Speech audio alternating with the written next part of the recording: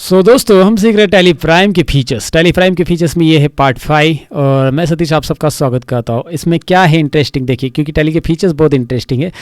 तो इसमें क्या इंटरेस्टिंग है चलिए देखते हैं। यहाँ पे दिखाई दे रहा है import and exports tally data. Tally data हम इंपोर्ट और एक्सपोर्ट कैसे कर सकते हैं, मतलब एक टैली का डेटा अगर आपके पास कहीं पे पड़ा है तो उसको एक्सपोर्ट करके दूसरे टैली में दूसरी कंपनी में कैसे ले सकते हैं। सो वो देखेंगे हम। एक कंपनी का डेटा हम दूसरी कंपनी में भी ले सकते हैं, आसानी से ले सकते हैं। उसके लिए शॉर्टकट की है अल्टी एक्सपोर्ट पहले करना है। एक्सपोर्ट के लिए आपको यहाँ पे ऑप्शंस भी दिए, स्क्रीनशॉट भी दिया है। उसके बाद आपको अल्टो प्रेस करके इंपोर्ट करना है, लेकिन इसे प्रैक्टिकली हम जान लेते हैं। ये स्क्रीनशॉट तो मैंने आपको समझने के लिए यहाँ पे दे दिए हैं। तो प्रैक्टिकली जानने के लिए सिनेरियो क्रिएट करना पड़ेगा, क्योंकि इंपोर्ट में कुछ चीज़ें रहती है कि जब आप सपोज ये कंपनी का डेटा दूसरी कंपनी का डेटा और इस कंपनी में डेटा मर्ज कर रहे हो, तो आपको मर्ज करना है, कंबाइन करना है या फिर इग्नोर करना है डुप्लीकेट डेटा। ये सारी चीज़ें रहती है, ये बिहेवियर्स रहते हैं अलग अलग। तो उसके लिए क्या करेंगे, हम 2 डेमो कंपनीज़ बनाएंगे और जिसकी मदद से आपको ये पता चलेगा कि यहाँ से एक कंपनी में एक्सपोर्ट किया हुआ डेटा दूसरी कंपनी में आ रहा है कि नहीं आ रहा है।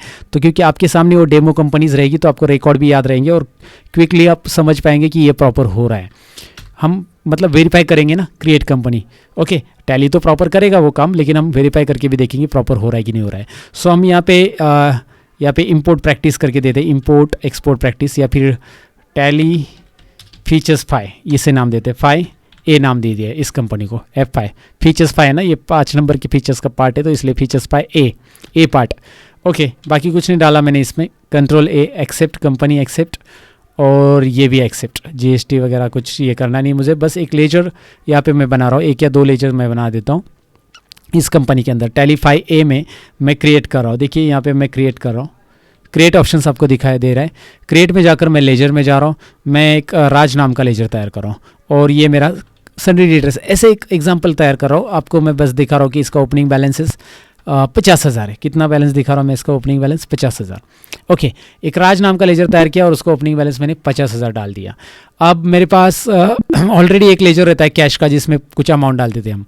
अल्टर में जाते हैं राइट, अल्टर में लेजर के अंदर कैश के अंदर जाते हैं। कैश के अंदर आपको यहाँ पे आपको एंटर करना है। सपोज कैश में मेरे पास 20,000 है, तो ये मैंने एंटर कर दिया। अभी मेरे पास 2 लेजर में मैंने अमाउंट डाल दिया। अब और अमाउंट भी ले सकते हैं।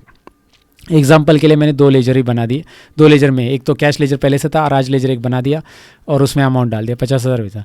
अगर आप बैलेंस शीट में जाकर देखोगे इस कंपनी में, तो आपको दिखाई देगा करंट असेट्स में ही अमाउंट आपको दिख रहा है 50 और 20, सन्ड्री डेटर्स और ये 20 कैश इन हैंड।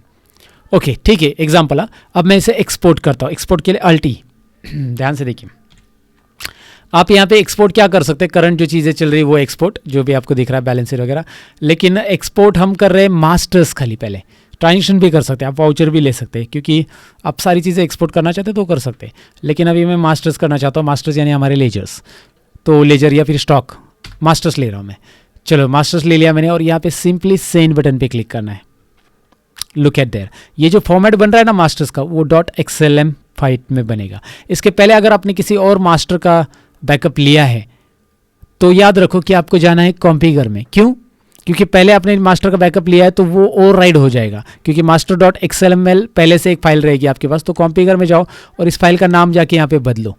याद रखो, इस फाइल का नाम जाके यहाँ पे एंटर करो और फाइल का नाम बदल दो, क्योंकि फाइल का नाम आपको मास्टर 2, मास्टर 3, मास्टर 4 ऐसे रखना पड़ेगा अगर आपको बहुत सारे मास्टर के बैकअप लेने हैं तो। बाय डिफॉल्ट मास्टर ही नाम आएगा आप जब कभी भी बैकअप लेने जाओगे तो इसके पहले अगर आपने बैकअप लिया है, मैंने पहले भी बैकअप लिया, तो मैं जैसे सेंड करूंगा वो ओवरराइड के लिए पूछेगा आपको, क्योंकि पहले भी मास्टर फाइल का ही मैंने एक बैकअप लेके देखा था कि ये प्रॉपरली काम कर रहा है कि नहीं। आपको पढ़ाने के पहले मैं हमेशा टेस्ट करता हूँ ताकि कुछ मुझे रिकॉर्डिंग के दौरान फिर से डिस्टर्ब ना हो जाए सारी चीज़ें, तो आपका टाइम भी सेव हो जाए। इसलिए तो मैंने चेक किया था, तो मास्टर मेरे पास पहले से पड़ी हुई फाइल है। मैं अगर सेंड करूंगा तो ओवरराइड हो जाएगी और मैं नहीं चाहता कि मैं पहले से लिया हुआ मास्टर्स को बदल दूं। पहले से लिया हुआ मास्टर रहने दो, तो इसका नाम मैं बदल सकता हूँ कॉन्फ़िगर में जाकर। मैंने आपको बताया, चलो ठीक है। और इसका लोकेशन वगैरह सारी चीज़ें आप बदल सकते हैं कॉन्फ़िगर में। फिलहाल सेंड में जाते हैं। ये देखिए एक छोटा सा विंडो आ रहा है जो कि मैंने आपको कहा था कि ये ओवरराइड करेगा, और आप पहली बार इसका ये ले रहे हो, एक्सपोर्ट कर रहे हो मास्टर्स को, तो वो ये ऑप्शन नहीं आएगा। पहली बार कर रहे हो तो ये डायरेक्टली एक्सपोर्ट हो जाएगा। तो यस करेंगे फिलहाल यहाँ पे, एस यानी एंटर। ओके, जैसे आप एक्सपोर्ट करोगे आपके सामने एक फोल्डर ओपन होगा जिसमें आपको masters.xlm फाइल ओपन हो जाएगी। टैली प्राइम आपका जो है ना इंस्टॉल, जहाँ पे सी ड्राइव में, वहाँ पे master.xlm XML फाइल मिल जाएगी। ये फाइल आप कॉपी कर लो, जहाँ पे भी दूसरे कंप्यूटर में डालनी है, जहाँ पे भी डालनी है वहाँ पे जाके पेस्ट करो, इसी फोल्डर में करो, अच्छा रहेगा। आप दूसरी जगह पे पेस्ट करोगे तो भी आप पाथ सेलेक्ट कर सकते हैं, बट इसी फोल्डर में रखो। कौन से फोल्डर में? जहाँ पे आपका टैली इंस्टॉल रहता है, program files tally prime. Easily वो डिटेक्ट होता है टैली प्राइम के अंदर ही, अगर आप मास्टर्स को वहाँ से लेके यहाँ पे डालोगे तो। अभी हमारे पास XML नाम की फाइल पड़ी है, मैं इसे मिनिमाइज कर देता हूँ। अब क्या है कि मैं स्किप करता हूँ, आपको बैलेंसेस याद रखना है। इसे 50,000 सन्ड्री डेटर्स में है और 20,000 कैश इन हैंड में। चलो इस कंपनी को बंद कर देते। मैं इसे बंद करने के लिए सिंपली प्रेस कर रहा हूँ you know that Alt F1 press करो, Ctrl F3 भी कर सकते हैं, मुझे Alt F1 की आदत पड़ी है। अब मैं नई कंपनी क्रिएट कर रहा हूँ और ये है हमारी फीचर्स की F5 टैली फीचर्स। ओके, मैं इसे टैली F5 B कंपनी, ये B कंपनी है और वो A थी। अब मैं इसे इंपोर्ट करूँगा, इसमें इंपोर्ट करूँगा उस चीज़ को। अभी इसकी बैलेंस शीट देखो, इसके बैलेंस शीट में कुछ नहीं है, we don't have anything over here. But एक चीज़ मैं करता हूँ, इसके बैलेंस शीट में मैं यहाँ पे क्रिएट कर लेता हूँ और लेजर में जा रहा हूँ, राज नाम का लेजर में क्रिएट कर देता हूँ। ध्यान से देखिए, राज नाम का लेजर मैंने क्रिएट किया, सन्ड्री डेटर्स। ओके, और इसमें मैंने 10,000 बैलेंस रख दिया। राज इस पार्टी में मैंने 10,000 जानबूझकर मैंने ये क्रिएट किया है, 10,000 बैलेंस रख दिया। वहाँ पे 50,000 बैलेंस था, यहाँ पे 10,000 बैलेंस रख दिया और यहाँ पे कैश में कुछ बैलेंस नहीं रखा मैंने। पार्टी में राज का एक लेजर बना दिया और रखा।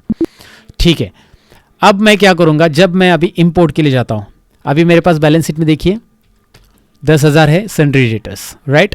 अब मैं इंपोर्ट में जाता हूँ, Alt O प्रेस करने के बाद वो पूछ रहा है आपको, ये देखिए राइट कॉर्नर में ऊपर यहाँ पे टॉप में मास्टर्स इंपोर्ट करना है। येस, मास्टर्स के बाद यहाँ पे आपको सिंपल सी स्क्रीन आ रही है जिसमें आपको इंपोर्ट क्या करना है, मास्टर्स इंपोर्ट करना है, राइट। वो या फिर और कुछ, तो हमारे पास मास्टर ही, फिलहाल मास्टर ही हम नहीं लिया था, मास्टर। यहाँ पे बिहेवियर आ रहा है, बिहेवियर क्या आ रहा है, you can check it out. Behaviour combine opening balances, ignore duplicates, modify with new data. ये 3 इंपॉर्टेंट चीज़ें, इसीलिए तो मैंने वो लेजर्स बना के आपको दिखाया कि आपने जो लेजर्स बनाए हैं उसके ओपनिंग बैलेंसेस कंबाइन हो जाएंगे।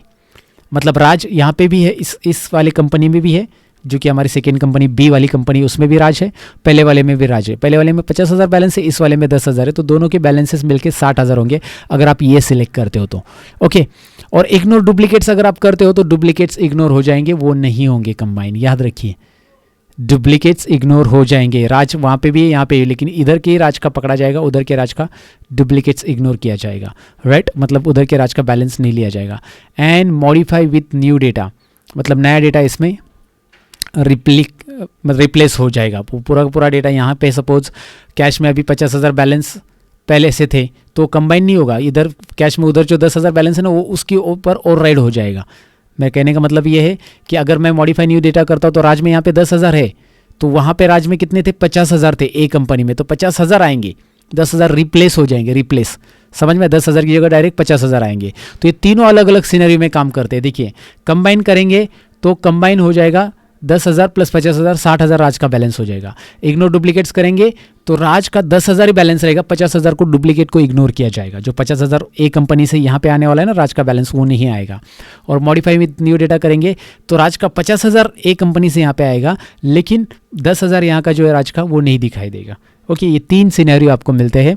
तो मैं कंबाइन ओपनिंग बैलेंस करता हूँ और मैं आपको बैलेंस शीट दिखाता हूँ। ओके, बैलेंस शीट में अभी आपको दिखाई दे रहा है राज का हो गया है, मतलब 60,000 हो जाएगा सन्ड्री डेटर्स। ये देखिए, देखो राज का 60,000, मैंने बोला कंबाइन किया ना हमने, और कैश में यहाँ पे कुछ नहीं था, उधर कैश था 20,000, तो वो यहाँ पे आ चुका है, राइट। ओके, डेफिनेटली आपको ये समझा होगा। बैलेंस शीट में अभी आपके पास है 60 प्लस 20 80।